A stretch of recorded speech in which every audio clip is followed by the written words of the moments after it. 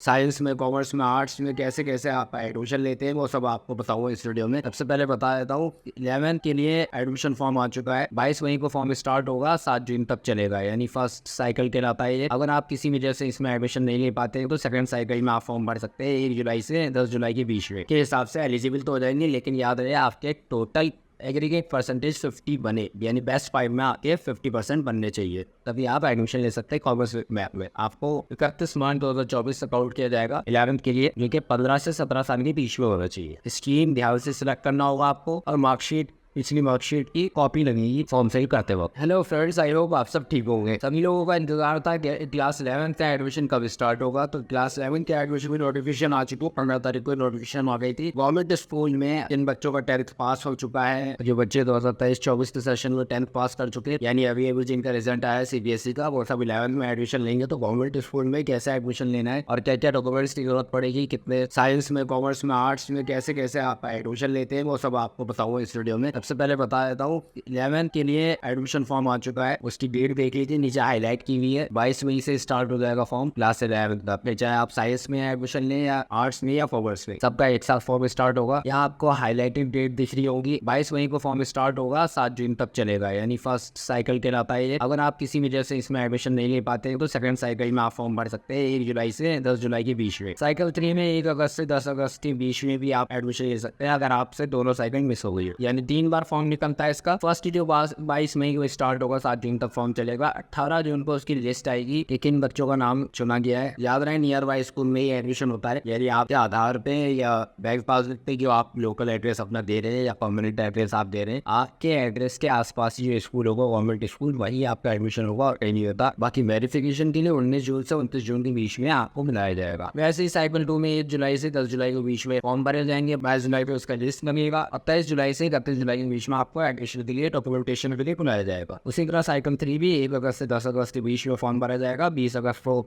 इसकी लिस्ट निकलेगी, इसमें आपके बच्चे का नाम होगा तो आपको बुलाया जाएगा। और 21 अगस्त से 31 अगस्त के बीच में वेरिफिकेशन के लिए आप जाएंगे डॉक्यूमेंट्स वेरिफिकेशन के लिए। वो भी बताऊंगा क्या क्या डॉक्यूमेंट लेके जाना है आपको वेरिफिकेशन के लिए। फॉर्म आप कहाँ से भरेंगे, edu.nic.in, जो दिल्ली की सरकारी वेबसाइट है एडमिशन की, वहाँ से आप फॉर्म फिल करेंगे। इसमें एक सेक्शन है गवर्नमेंट स्कूल एडमिशन का, इसी पे क्लिक करके आपको फॉर्म दिख जाएगा क्लास 11। बाकी 6 to 9 के ऊपर मैंने वीडियो ऑलरेडी बना रखी है, उसका फॉर्म ऑलरेडी चल रहा है, तो आप या तो ये दूसरी वीडियो देख सकते हैं। 69 के लिए आगे बढ़ते हैं। एडमिशन क्राइटेरिया क्या है उसके बारे में पता कर लेते हैं। यहाँ आपके सामने हाईलाइटेड होगा साइंस। अब इस स्ट्रीम में आपको अगर एडमिशन लेना है मैथ के साथ, तो आपको 55% लाना कंपलसरी है, यानी आप 55% से एग्रीगेट 55% से क्लास 10 पास हो। साथ में सब्जेक्ट कॉम्बिनेशन भी देख लीजिए। इंग्लिश आपके पास होनी चाहिए 50% मार्क्स के साथ, मैथ आपके पास होनी चाहिए 50% मार्क्स के साथ, और साइंस आपने 50% मार्क्स के साथ पास किया हो, तभी आप इस फॉर्म को साइंस विद मैथ को फिल कर सकते हैं। वही साइंस अगर किसी को चाहिए विदाउट मैथ तो 55% एग्रीगेट में, इंग्लिश में 50%, स्टैंडर्ड मैथ या बेसिक मैथ 40% है तो भी आप एक्सेप्ट कर लिया जाएगा आपका फॉर्म, और साइंस में 50% होना चाहिए। अगर किसी को कॉमर्स लेनी है विथ मैथ तो 50% मार्क्स एग्रीगेट में होना चाहिए। इंग्लिश में 45%, यहाँ पे छूट मिली है 5% की, इंग्लिश में 45% होना चाहिए, मैथ में 50%, सोशल साइंस में 45%, यानी यहाँ साइंस से कोई रिलेटेड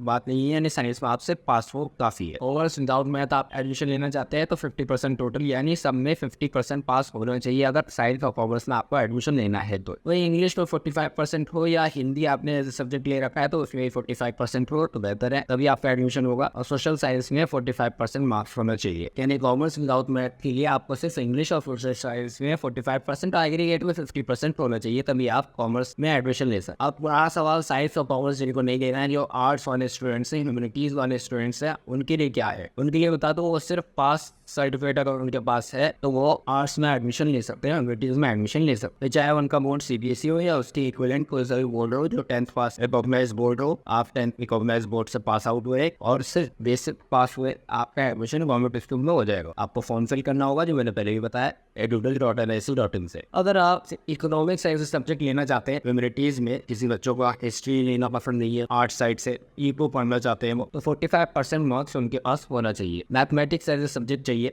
इस 50% मार्क्स के साथ जो उन्होंने मैथ लिया होगा 10th में, उसमें 50% मार्क्स होना चाहिए, तभी आप मैथ ले सकते हैं ह्यूमैनिटीज में भी। रिलैक्सेशन की बात करें, SC ST minorities, OBC, Kashmiri migrants और जो फर्स्ट सेकंड और थर्ड नेशनल के उसमें आ चुके हैं, उन सबकी रिलैक्सेशन होगा 5% का ऊपर दिए गए 3 सब्जेक्ट में से किसी एक में। तो याद रहे किसी एक में 5% का रिलैक्सेशन होगा। इसको ऐसे समझ सकते हैं आप कि अगर आप साइंस विद मैथ लेना चाहते हैं और इंग्लिश में आपके 50% नहीं है, बाकी दोनों में 50-50% है, यानी मैथ में और साइंस में, इंग्लिश में 50% से नीचे आपके मार्क्स, तो आपका 50% की जगह 45 तक अगर परसेंटेज है इंग्लिश में, तो आप इसमें एलिजिबल हो जाएंगे 45% के साथ। एक और एग्जांपल से समझ जाते हैं, अगर कॉमर्स विद मैथ लेना चाहते हैं कोई और उनके पास इंग्लिश में 45% ऑलरेडी है, सोशल साइंस में 45% ऑलरेडी है और मैथ में 50% है यहाँ पे क्राइटेरिया, और आपके पास 45% ही है, तो आप 50% के हिसाब से एलिजिबल तो हो जाएंगे। लेकिन याद रहे आपके टोटल एग्रीगेट परसेंटेज 50 बने, यानी बेस्ट 5 में आके 50% बनने चाहिए,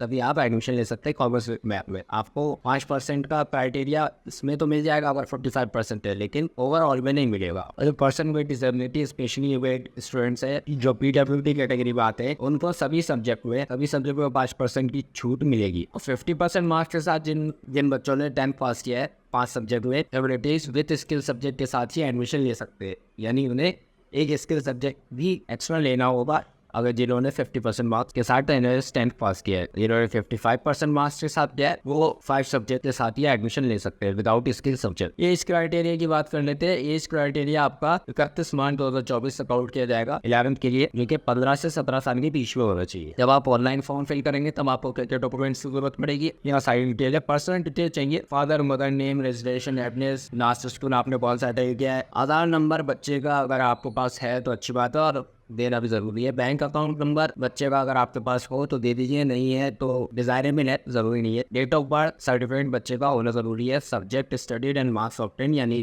10th में जो आपके सब्जेक्ट पढ़े हैं उसके मार्क्स क्या रहे वो सब फॉर्म भरते वक्त जरूरी होंगे। स्ट्रीम ध्यान से सिलेक्ट करना होगा आपको, और मार्कशीट, पिछली मार्कशीट की कॉपी लगेगी फॉर्म फिल करते वक्त। अगर कोई भी परेशानी हो रही है तो आप direct morning and general shift से स्कूल से डायरेक्ट 9 से 12 बजे के बीच में जाके इंफॉर्मेशन ले सकते हैं।